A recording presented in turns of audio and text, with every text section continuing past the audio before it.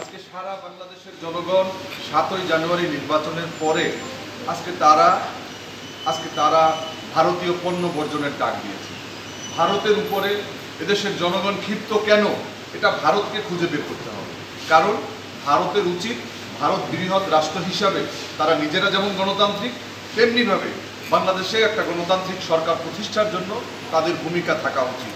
কিন্তু আমরা দেখেছি ৭ই জানুয়ারি নির্বাচনের পরে ওবায়দুল কাদের, আমরা এই যেই বাংলাদেশ পূজা উদযাপন পরিষদের একটি সমাবেশে সেখানে ওবায়দুল কাদের বলেছেন যে আমরা ভারতের সহযোগিতায়, ভারত আমাদের পাশে ছিল, এজন্য আমরা ৭ই জানুয়ারি নির্বাচন করতে পেরেছি।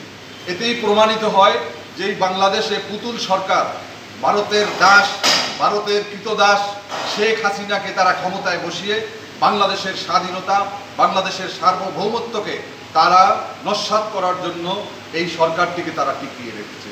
ভারত চায় বাংলাদেশে একটি কারজাই মার্কা একটা পুতুল সরকার থাকবে, তাই আওয়ামী লীগকে তারা বেছে নিয়েছে। তারা জানে এই জিয়া পরিবার হচ্ছে বাংলাদেশের স্বাধীনতা, সার্বভৌমত্বের একটা প্রতীক, এবং বেগম খালেদা জিয়া যখন ক্ষমতায় ছিল তখন বাংলাদেশের সার্বভৌমত্ব আমরা দেখেছি তখন অন্যান্য চূড়ায় ছিল, এবং এই বাংলাদেশের গণতন্ত্রের নেত্রী বেগম খালেদা জিয়ার হাত ধরে সেই ৯০-এ স্বৈরাচার বিরোধী আন্দোলনের মধ্য দিয়ে দীর্ঘকালের যে স্বৈরাচার হোসাইন মোহাম্মদ এরশাদের পতন হয়েছিল।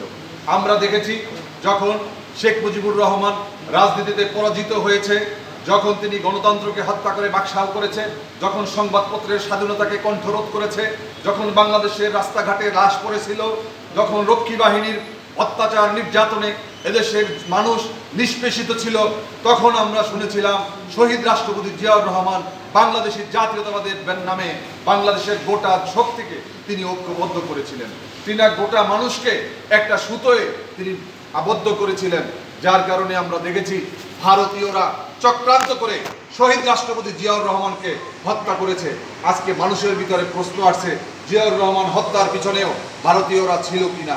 আমার মনে হয় বাংলাদেশে আমরা দেখেছি যখনই শেখ মুজিবুর রহমান ওআইসির সম্মেলনে তিনি গিয়েছিলেন, তার জন্য কিন্তু ভারতীয়রা তার উপরে খেপা ছিল, এবং অনেক কারণে মুক্তিযুদ্ধের পরে আমরা দেখেছিলাম যে বাংলাদেশের প্রত্যেকটা জেলায় জেলায় ভারতীয় প্রশাসক নিয়োগ হয়েছিল, বাংলাদেশের সমস্ত কিছু নিয়ন্ত্রণ করেছিল ভারত।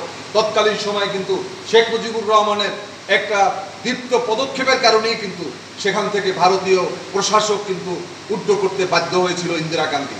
তা আমি মনে করি যে বাংলাদেশে গণতন্ত্র বিকাশ হোক, এটা কোনোভাবে চায় না ভারত। বাংলাদেশের অর্থনৈতিকভাবে আমরা একটা ভালো একটা অবস্থানে থাকি, ভারত তা চায় না। কারণ 1947 সালে পাকিস্তানকে, এই আমাদের যে ভূমি, এই পূর্ব পাকিস্তানকে তারা আমাদের পশ্চিম পাকিস্তান এবং পূর্ব পাকিস্তানকে বিভক্ত করার জন্য যেই চক্রান্ত করেছিল, এবং তারই আমরা যখন স্বাধিকার আন্দোলনের জন্য আমরাও আওয়াজ তুলেছি, তখন আমাদের পাশে দাঁড়িয়েছে, আমাদেরকে সহযোগিতা করেছে। কিন্তু তাদের মনের ভিতরে লুকানো একটা চক্রান্ত ছিল, তাদের উদ্দেশ্য ছিল তারা যদি পাকিস্তানকে দুই ভাগ করতে পারে তাহলে তারা এই পূর্ব পাকিস্তান তথা বাংলাদেশকে তারা একটা করদ রাজ্য হিসাবে প্রতিষ্ঠা করতে পারবে। আমরা তাই দেখেছি। আপনারা জানেন যে বাংলাদেশের এমভি আবদুল্লাহ নামক একটি জাহাজ আমাদের সেই সোমালিয়ার জলদস্যুরা তারা হাইজ্যাক করেছে। আমরা দেখলাম সেখানে তাদেরকে নাকি খাসি জবই দিয়ে, ছাগল জবই দিয়ে তাদেরকে আপ্যায়ন করা হচ্ছে। আমার মনে হয় ভারতীয় কোনো চক্রান্তে এরকম একটা নাটক মঞ্চস্থ করা হয়েছে। এটা সরকার তো করবে না, কারণ সরকারের সাথে হচ্ছে রক্তের সম্পর্ক, সরকারের সাথে হচ্ছে স্বামী স্ত্রীর সম্পর্ক। আমি মনে করি এই ভারত বাংলাদেশের সাথে পরকীয়া করছে, কারণ এদেশের মানুষের সাথে তারা সম্পর্ক না করে এই ২০ কোটি মানুষকে উপেক্ষা করে ৭ই জানুয়ারি নির্বাচনে তারা একটা কারজাই মার্কা, একটা পুতুল সরকার তারা বাংলাদেশে বসিয়েছে। এর মধ্য দিয়ে আমাদের স্বাধীনতাকে হরণ করেছে, আমাদের সার্বভৌমত্বকে হরণ করেছে, আমাদের আইনের শাসনকে পদদলিত করেছে, আমাদের ভোটের অধিকারকে খর্ব করেছে। এখানে আজকে মানবাধিকার লঙ্ঘিত। আজকে বাংলাদেশে কথা বললে বাইরে গেলে খুন, বাইরে গেলে গুম, ঘরে থাকলে খুন। আপনারা দেখেছেন যে আজকে আমরা যে অনুষ্ঠান করছি ঢাকা রিপোর্টার্স ইউনিটিতে, এই ঢাকা রিপোর্টার্স ইউনিটির একটা হলের নাম হচ্ছে সাগর রুনি হল। আমাদের সংবাদপত্রের স্বাধীনতার জন্য যারা লড়াই করেছে, এই সাংবাদিকরা বস্তুনিষ্ঠ সংবাদ পরিবেশনের জন্য তার জীবনের ঝুঁকি নিয়ে সাগর রুনির কাছে এমন কোনো তথ্য ছিল যেই তথ্য উদ্ঘাটন করলে এই সরকারের রাঘব বোয়ালদের অনেক ধরনের সমস্যা হতো, তাই তারা হত্যার পথ বেছে নিয়েছে। আমরা দেখেছি 107 বার সাগর রুনি হত্যার চার্জশিট দেওয়া হবে মর্মে, কিন্তু দেওয়া হয়নি। এই বিচারের বাণী আজকে নিভৃতে কাটছে। সাগর রুনির সন্তান যখন সেই 2009 সালে হত্যাকালীন সময়ে তার বয়স ছিল মাত্র 7 বছর, তার বয়স আজকে প্রায় 18 বছর হয়েছে।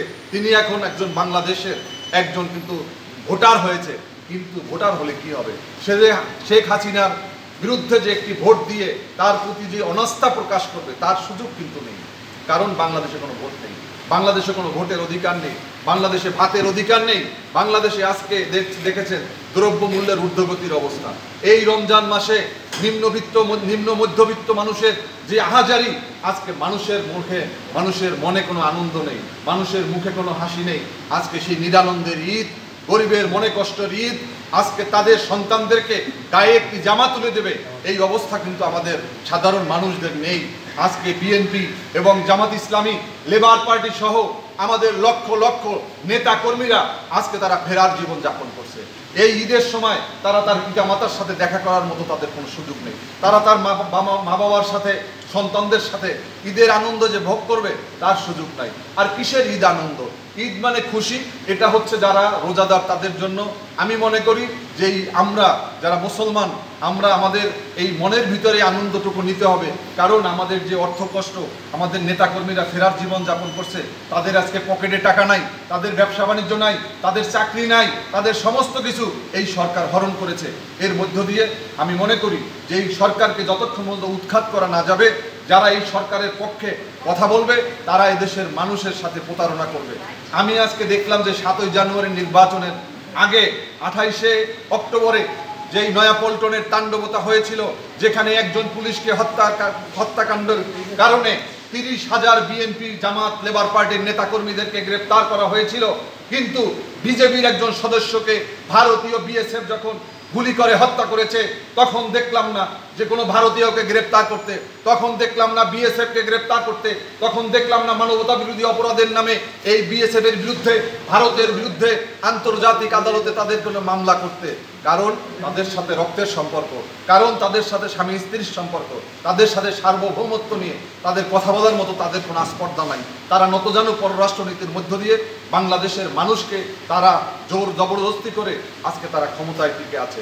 সবাইকে ধন্যবাদ। আল্লাহ হাফেজ।